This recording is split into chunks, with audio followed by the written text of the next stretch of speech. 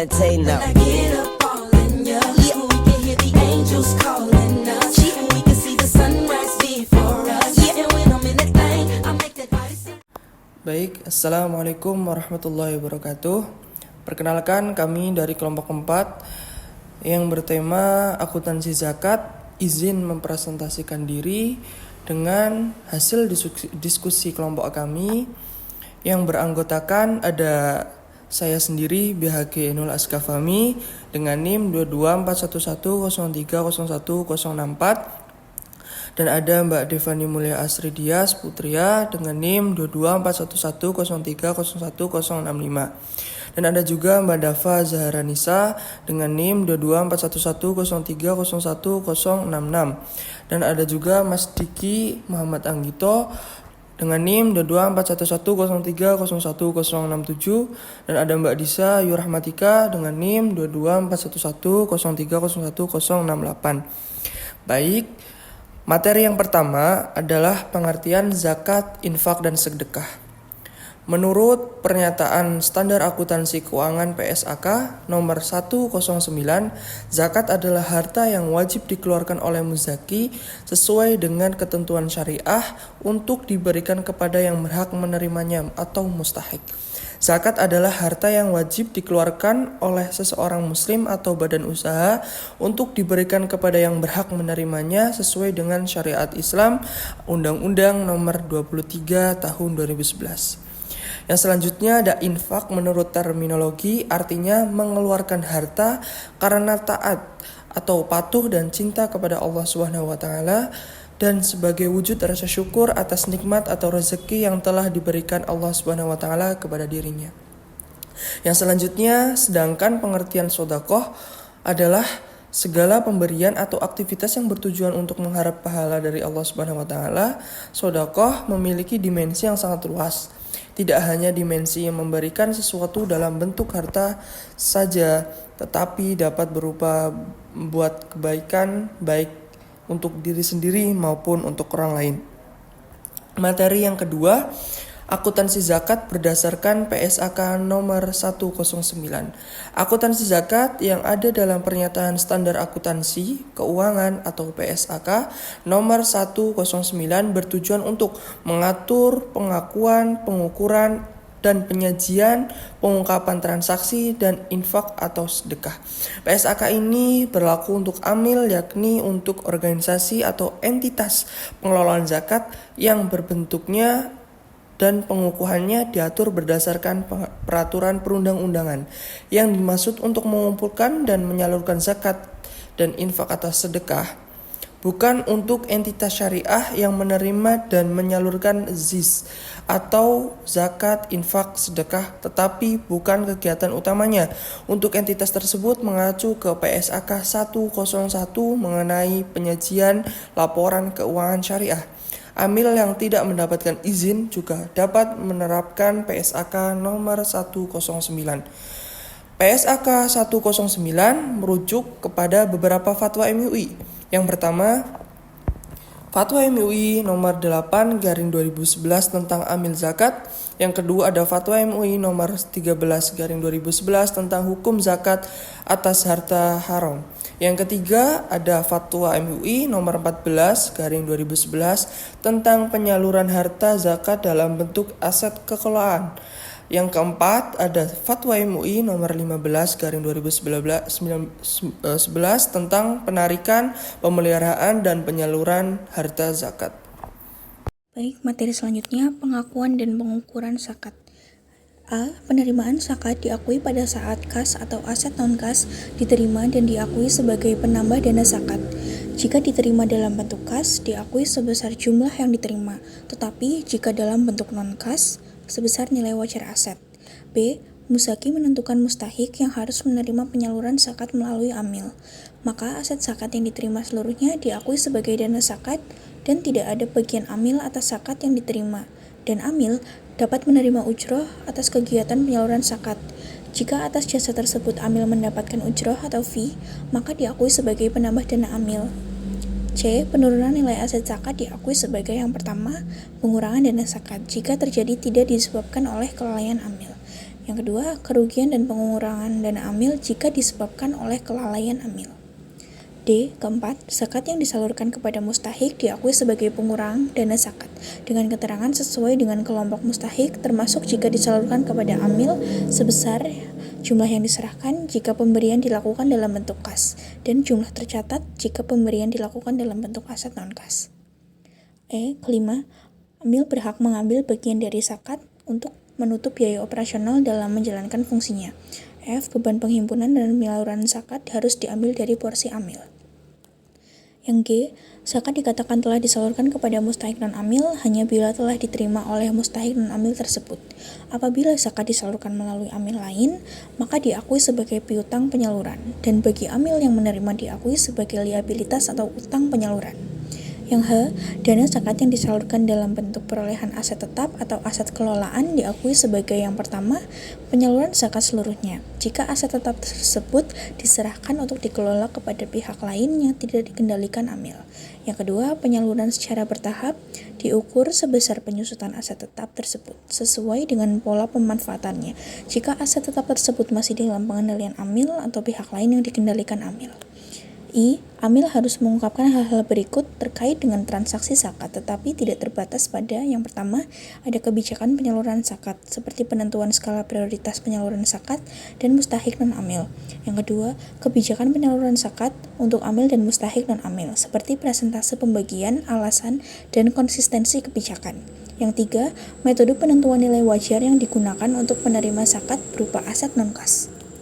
Baik, saya akan melanjutkan materi yang selanjutnya, yaitu tentang pengakuan dan pengukuran infak atau sedekah. Penerima infak atau sedekah diakui pada saat atau aset non-kas diterima dan diakui sebagai penambah dana infak atau sedekah, terikat atau tidak terikat sesuai dengan tujuan pemberiannya. Jika diterima dalam bentuk kas, diakui sebesar jumlah yang diterima, tetapi jika dalam bentuk non-kas, sebesar nilai wajar aset. Untuk penerimaan aset non-kas dapat dikelompokkan menjadi aset lancar dan aset tidak lancar. Aset lancar adalah aset yang harus segera disalurkan dan dapat berupa bahan habis pakai seperti bahan makanan atau barang yang memiliki manfaat jangka panjang, misalnya mobil atau ambulans. Aset non-kas lancar dinilai sebesar nilai perolehan. Kemudian B, aset tidak lancar yang diterima oleh amil dan diamanahkan untuk dikelola dinilai sebesar nilai wajar saat penerimaannya dan diakui sebagai aset tidak lancar infak atau sedekah. Penyusutan dari aset tersebut diperlakukan sebagai pengurang dana infak atau sedekah terikat apabila penggunaan atau pengelolaan aset tersebut sudah ditentukan oleh pemberi. Yang C yaitu penurunan nilai aset infak atau sedekah diakui sebagai 1. Pengurangan dana infak atau sedekah jika terjadi tidak disebabkan oleh kelalaian amil. Yang kedua, kerugian dan pengurangan dana amil jika disebabkan oleh kelalaian amil. Yang D, dana infak atau sedekah sebelum disalurkan dapat dikelola dalam jangka waktu sementara untuk mendapatkan hasil yang optimal. Hasil dana pengelolaan diakui sebagai penambah dana infak atau sedekah. Penyaluran dana infak atau sedekah diakui sebagai pengurangan dana infak atau sedekah sebesar 1. Jumlah yang diserahkan, 2. Nilai tercatat aset yang diserahkan jika dalam bentuk aset non-kas. Kemudian F, penyaluran infak atau sedekah oleh amil kepada amil lain merupakan penyaluran yang mengurangi dana infak atau sedekah sepanjang amil tidak akan menerima kembali aset infak atau sedekah yang disalurkan tersebut. G. Penyaluran infak atau sedekah kepada penerima akhir dalam skema dalam bergulir dicatat sebagai piutang infak atau sedekah bergulir dan tidak mengurangi dana infak atau sedekah. H. Amil harus mengungkapkan hal-hal berikut pada transaksi infak atau sedekah tetapi tidak terbatas pada 1. Kebijakan penyaluran infak atau sedekah, 2. Kebijakan pembagian dana antara dana amil dan non-amil atas penerimaan infak atau sedekah seperti presentasi pembagian alasan dan konsistensi kebijakan. Yang ketiga itu metode penentuan nilai wajar yang digunakan untuk penerimaan infak atau sedekah berupa aset non-kas. Yang keempat yaitu keberadaan dana infak atau sedekah yang tidak langsung disalurkan tapi dikelola terlebih dahulu. Yang kelima yaitu hasil yang diperoleh dari pengelolaan yang dimaksud di angka 4 diungkapkan secara terpisah. Yang keenam yaitu penggunaan dana atau infak sedekah menjadi aset kelola yang diperuntukkan bagi yang berhak. Yang ketujuh, keberadaan dana non-halal jika ada. Yang kedelapan yaitu kinerja amil atas penerimaan dan penyaluran dana dan infak atau sedekah. Baik, selanjutnya ada laporan keuangan amil zakat, infak, dan sedekah. Laporan keuangan dapat dikatakan sebagai hasil akhir dari suatu proses akuntansi. Tujuan utama dari laporan keuangan adalah menyediakan informasi yang relevan untuk pihak-pihak yang berkepentingan baik pihak internal maupun eksternal. Misalnya Musaki, pemerintah, pihak lainnya yang menyediakan sumber daya bagi OPC dan juga masyarakat. Para pihak tersebut memiliki kepentingan yang berbeda-beda dari informasi yang ada dalam satu laporan keuangan berkaitan dengan pengambilan suatu keputusan. Laporan keuangan juga merupakan bentuk laporan pertanggungjawaban dari manajemen atau pengelola atas aktivitas pengelola sumber daya yang telah diamanatkan kepadanya. Secara umum, suatu laporan keuangan itu menyajikan informasi mengenai pertama, jumlah dan sifat aktiva, kewajiban dan aktiva bersih suatu organisasi. Kedua, pengaruh transaksi, peristiwa, dan situasi lainnya yang mengubah nilai dan sifat aktiva bersih.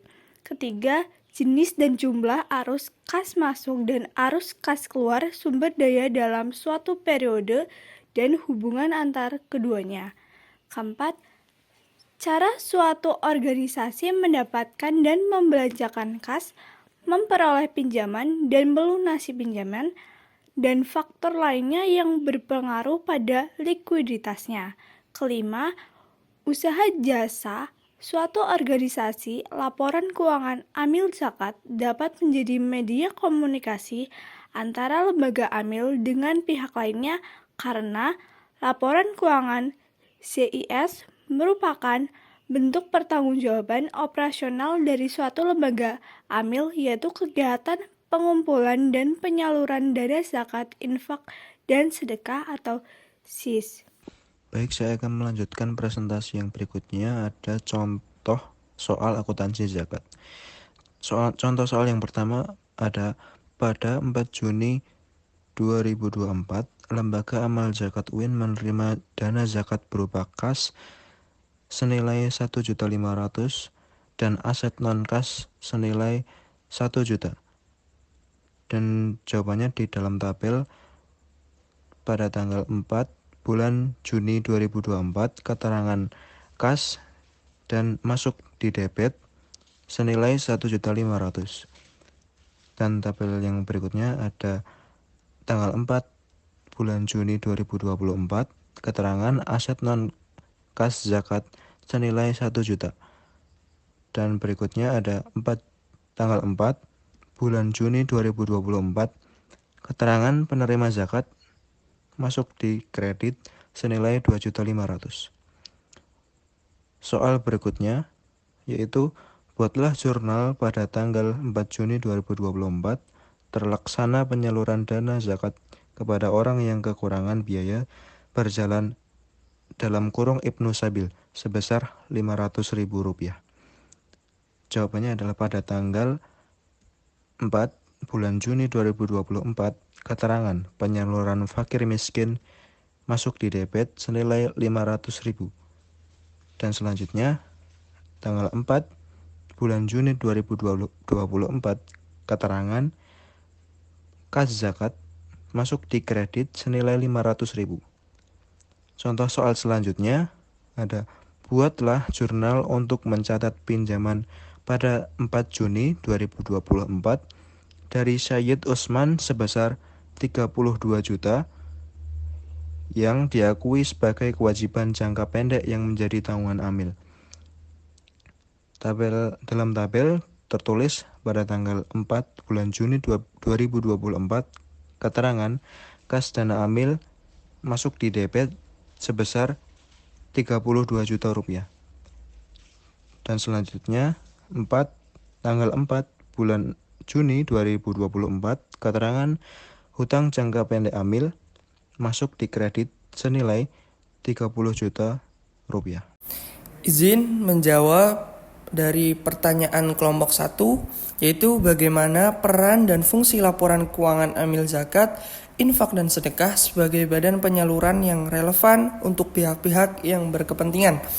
Yaitu tujuan utama dari laporan keuangan adalah menyediakan informasi yang relevan untuk pihak-pihak yang berkepentingan, baik pihak internal maupun eksternal, misalnya muzaki, pemerintah, pihak lain yang menyediakan sumber daya dari organisasi, pengelola zakat atau OPZ, dan juga masyarakat. Baik, saya izin menanggapi pertanyaan dari kelompok 1, yakni memiliki peran mewujudkan transparansi dan akuntabilitas, yakni informasi yang jelas, terbuka mengenai sumber dalam penggunaan dana, sehingga pihak-pihak yang berkepentingan itu dapat mengawasi kinerjanya dengan baik dan benar. Dan yang kedua, dapat meningkatkan efektivitas pengelolaan dana. Laporan ini memiliki fungsi dan manfaat bagi para pihak. Yang pertama, bagi musaki, dapat mengetahui pemanfaatan dana dikelola dengan baik atau tidaknya. Bagi mustahik, dana yang digunakan secara efektif dan tepat sasaran, tahu cara akses bantuannya itu seperti apa. Dan bagi masyarakat itu akan mengerti peran dan proses pendistribusian oleh amil. Jadi, semua akan transparansinya jelas dan tidak ada kecurigaan yang akan timbul dalam masyarakat. Menjawab pertanyaan dari kelompok 2 itu tergantung pada perusahaannya, karena hal ini tuh masih diperdebatkan oleh para ulama yang menjadikan ada dua pendapat. Yang pertama itu wajib zakat dengan dasarnya itu dari Al-Quran surat At-Taubah ayat 60 dan surat Al-Nadid ayat 10. Lalu ada hadis riwayat Abu Hunairil dan Ibnu Umar dengan argumen bahwa perusahaan sebagai orang atau badan hukum yang memiliki harta dan berkewajiban menunaikan zakat. Terus lalu ada pendapat yang kedua itu tidak wajib zakat dengan penjelasan bahwa zakat diwajibkan kepada individu bukan badan hukum dengan argumen bahwa zakat ini akan membebani perusahaan dan menghambat pertumbuhan ekonomi. Distribusi perusahaan lebih sulit dibanding zakat individu. Tadi dari pendapat yang pertama itu wajib zakat itu ada syarat perusahaan wajib zakat. Yang pertama itu berdiri atas dasar syariah Islam. Kedua itu memiliki nisab atau batas minimal harta yang setara dengan 85 gram emas. Ketiga itu memiliki harta yang telah mencapai haul atau masa 1 tahun. Yang terakhir itu syaratnya harta itu diperoleh dari usaha halal dan suci. Terima kasih. Baik, saya izin menanggapi pertanyaan dari kelompok 2. Jadi menurut saya tidak semua perusahaan itu wajib mengeluarkan zakat. Nah, syarat yang membuat perusahaan itu wajib untuk mengeluarkan zakat, yang pertama, perusahaan itu tersebut dimiliki oleh seorang muslim. Yang kedua, perusahaan terutama yang bergerak dalam bentuk usaha yang halal. Dan yang ketiga, nisab, yakni perusahaan harus mencapai nisab batas minimum kekayaan yang wajib dikenai zakat, setara dengan 85 gram emas. Artinya, saat aset bersih perusahaan, yakni setelah dikurangi hutang, mencapai atau melebihi nilai 85 gram emas, maka perusahaan tersebut wajib mengeluarkan zakat. Dan ada haul, kekayaan harus dimiliki selama 1 tahun penuh. Jika kekayaan perusahaan telah mencapai nisab dan bertahan 1 tahun, maka harus wajib mengeluarkan zakat. Oke, saya akan menjawab pertanyaan dari kelompok 2, yaitu pertanyaannya, dalam ketentuan akuntansi, apakah semua perusahaan wajib mengeluarkan zakat atau adakah syariat tertentu perusahaan yang wajib untuk mengeluarkan zakat? Nah, oke, jadi jawabannya tidak semua perusahaan wajib mengeluarkan zakat. Zakat perusahaan hanya diperlukan oleh perusahaan yang memenuhi beberapa syarat seperti 1. Kepemilikan diskusi oleh muslim, 2. Aktivitas perdagangan, dan 3. Syarat wajib zakat. Perusahaan yang tidak memenuhi syarat-syarat tersebut tidak wajib mengeluarkan zakat.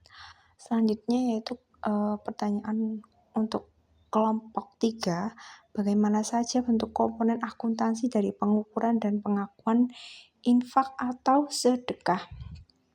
Jawabannya yaitu komponennya 1. Pengakuan awal infak atau sedekah, 2. Kebijakan pembagian, 3. Kebijakan penyaluran, 4. Keberadaan dana infak atau sedekah yang tidak langsung disalurkan, 5. Hasil pengelolaan, 6. Penggunaan dana infak atau sedekah, 7. Rincian dana infak atau sedekah, 8. Adanya hubungan istimewa antara amil dengan penerima infak atau sedekah, 9. Yaitu sistem pengelolaan yang baik termasuk memiliki sistem prosedur dan aturan yang jelas, manajemen terbuka, rencana kerja dan komite yang melakukan penyeleksian terhadap setiap penyaluran dana.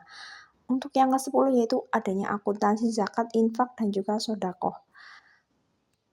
Baik, saya akan menjawab pertanyaan dari kelompok 5 dengan pertanyaan bagaimana perlakuan akuntansi mencatatkan apabila terjadi penurunan nilai aset non-zakat karena bukan kelalaian amil dan disebabkan oleh amil. Dengan jawaban, contoh pada 14 Maret 2024, aset non-zakat mengalami penurunan karena bukan kelalaian amil sebesar Rp200.000, sedangkan karena kelalaian amil sebesar Rp50.000. Di dalam tabel tertuliskan pada tanggal 14 bulan Maret 2024, keterangan kerugian penurunan aset infak dalam kurung dana zakat masuk di debit sebesar Rp200.000. Selanjutnya, ada kerugian penurunan aset infak dalam kurung dana amil masuk di debit sebesar Rp50.000. Dan selanjutnya ada aset non-kas infak masuk di kredit sebesar Rp250.000. Terima kasih. Izin menjawab pertanyaan dari kelompok 6 yaitu bagaimana perlakuan akuntansi mencatat bagian dana zakat yang disalurkan untuk amil diakui sebagai penambahan dana amil, yaitu contohnya sudah ada di dalam PPT, yaitu pada 17 Agustus 2023 telah dilaksanakan dana zakat untuk amil yakni sebesar Rp750.000. Di dalam kotak atau tabel pada tanggal 17/8/08/2023 yaitu keterangan penyaluran zakat kepada amil ditulis di debit dengan angka Rp750.000 dan keterangan juga untuk bawahnya bagian amil dari dana zakat ditulis di kredit dengan nominal angka Rp750.000. Terima kasih. Baik, untuk kelompok 7, jawabannya itu Basnas itu memastikan dana zakat disalurkan tepat sasaran dengan yang pertama itu penetapan mustahik dengan kriteria yang ada, lalu ada penyaluran dana zakat yang terstruktur, yang ketiga ada monitoring dan evaluasi, yang keempat itu transparansi dan akuntabilitas, yang kelima kerjasama dengan berbagai pihak, dan yang terakhir ada pemanfaatan teknologi.